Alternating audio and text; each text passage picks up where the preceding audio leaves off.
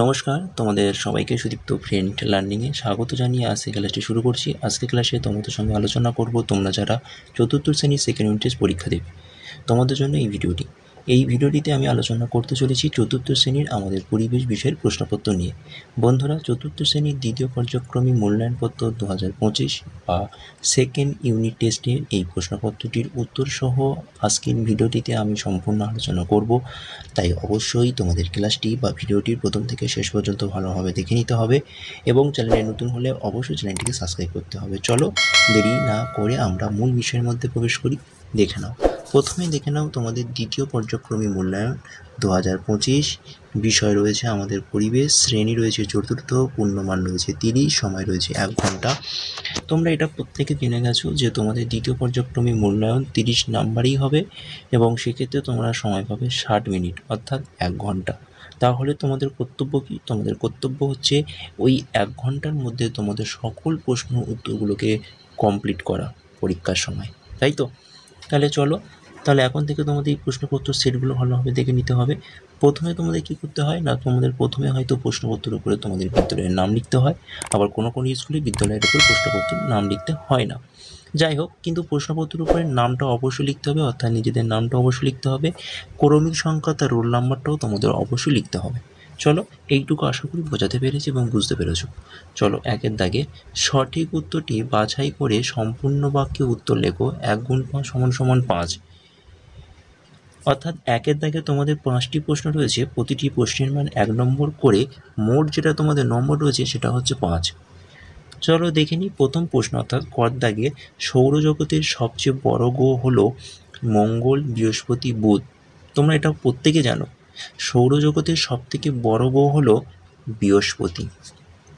খ দাগে কুকুরকে পোষ মানানো হয়েছিল মাংসের জন্য, না দুধের জন্য, না আত্মরক্ষার জন্য? এটাও তোমরা সবাই প্রত্যেকে জানো, কুকুরকে পোষ মানা হয়েছিল আত্মরক্ষার জন্য। গ দাগে শনি গ্রহের সন্ধানে পাঠানো হয়েছিল কোন যান? তোমরা এটাও জানো, এখানে রয়েছে কিউরিওসিটি, ক্যাসিনি, ইনস্যাট। সঠিক উত্তর হবে শনি গ্রহের সন্ধানে পাঠানো হয়েছিল ক্যাসিনি।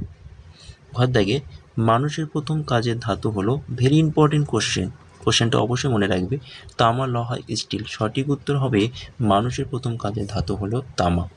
উঙার দাগের শিংকণা, তুলসী, নিম গাছের ছাল থেকে জ্বর সারানো ওষুধ তৈরি হয়।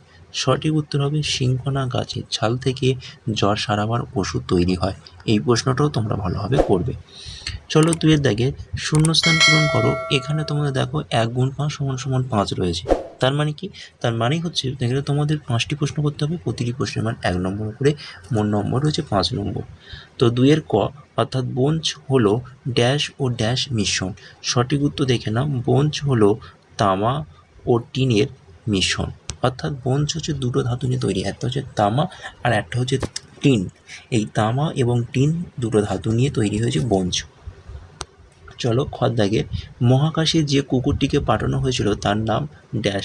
সঠিক উত্তর হবে মহাকাশে যে কুকুরটিকে পাঠানো হয়েছিল তার নাম হচ্ছে লাইকা। গ দাগে গ্যালিলিও গ্যালিলি আবিষ্কার করেছিলেন ড্যাশ। সঠিক উত্তর হবে গ্যালিলিও গ্যালিলি আবিষ্কার করেছিলেন দূরবীন। সঠিক উত্তর হবে কি? দূরবীন। দেখে নাও। ঘর দাগে বলয় আছে এমন একটি গ্রহ হলো ড্যাশ। সঠিক উত্তর বলয় আছে এমন একটি গ্রহ হলো শনি।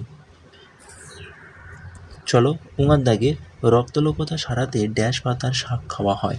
সঠিক উত্তর দেখে নাও, রক্তলোপতা সারাতে কুলেখাড়া পাতা শাক খাওয়া হয়। হয়ে গেল শূন্যস্থান পূরণগুলো কমপ্লিট। এবার দেখে নাও 3 দাগে বলা হয়েছে ক স্তম্ভের সঙ্গে খ স্তম্ভ মেলাও, 1 গুণ 4 সমান 4। এখানে তোমাদের 4টি, একটি ক স্তম্ভ এবং অন্যটি রয়েছে খ স্তম্ভ। ক স্তম্ভের সঙ্গে খ স্তম্ভ মেলালে এখানে তোমাদের 4টি করতে হবে, প্রতিটি প্রশ্নের মান 1 নম্বর করে, মোট নম্বর রয়েছে 4 নম্বর, মানে প্রত্যেকটা মেলানোর জন্য 1 নম্বর করে রয়েছে। তো দেখে নাও, প্রথমেই রয়েছে অর্থাৎ ক স্তম্ভের ঘরে কী কী না, স্কোয়াশ। খতে রয়েছে মৃৎশিল্প, গতে রয়েছে সিল্কের শাড়ি অর্থাৎ সিল্ক শাড়ি, ঘর দাগে রয়েছে ছৌ নাচ। এবং খ স্তম্ভের 1 রয়েছে বিষ্ণুপুর, 2 রয়েছে পুরুলিয়া, 3 রয়েছে দার্জিলিং এবং 4 রয়েছে কৃষ্ণনগর। কোনটা কার সাথে মিলবে তোমরা নিজেরাই বলো এবং কমেন্ট করে আমাকে জানাও। আমি তাও বলে দিচ্ছি, তোমরা একটু মিলিয়ে নাও, যারা পারবে না তোমরা একটু দেখে নাও। স্কোয়াশ সঠিক উত্তর হবে দার্জিলিং। মৃৎশিল্প অর্থাৎ মাটি শিল্প সবথেকে বিখ্যাত কৃষ্ণনগর। সিল্কের শাড়ি হচ্ছে বিষ্ণুপুর অর্থাৎ সিল্ক শাড়ি। এবং 6 নাচ হচ্ছে পুরুলিয়া। তোমরা মিলিয়ে নাও। চলো 4 দাগে বলা হয়েছে সত্য অথবা মিথ্যা লেখো। এখানেও তোমাদের 5টি করতে হবে, প্রতিটি প্রশ্নের মান 1 নম্বর করে, মোট নম্বর রয়েছে 5 নম্বর। প্রথম প্রশ্ন, চাঁদে পাহাড় আছে, বাক্যটি একেবারেই সত্য। খ, তামা ও সীসা মিশিয়ে ব্রোঞ্জ তৈরি হয়, বাক্যটি মিথ্যা। ক দাগের আর্যভট্ট দূরবীন আবিষ্কার করেন, বাক্যটি মিথ্যা। তোমরা জানো কে দূরবীন আবিষ্কার করে? Galileo Galilei. আর তামা আর টিন মিশে ব্রোঞ্জ তৈরি হয়, তামার সীসা মিশে ব্রোঞ্জ কখনো তৈরি হয় না। আচ্ছা, ঘর দাগে দেখো হাতিয়ার হলো এক ধরনের টুল, বাক্যটি সত্য। উঙার দাগে সূর্যের নিকটবর্তী গ্রহ হলো পৃথিবী, বাক্যটি একেবারে মিথ্যা। সূর্যের সবথেকে নিকটবর্তী গ্রহ হচ্ছে বুধ। এবার আমরা দেখে নেব 5 দাগের বলা হয়েছে পূর্ণ বাক্যে উত্তর দাও। এখানেও তোমাদের 5টি করতে হবে, প্রতিটি প্রশ্নের মান 1 নম্বর করে, মোট নম্বর হচ্ছে 5 নম্বর।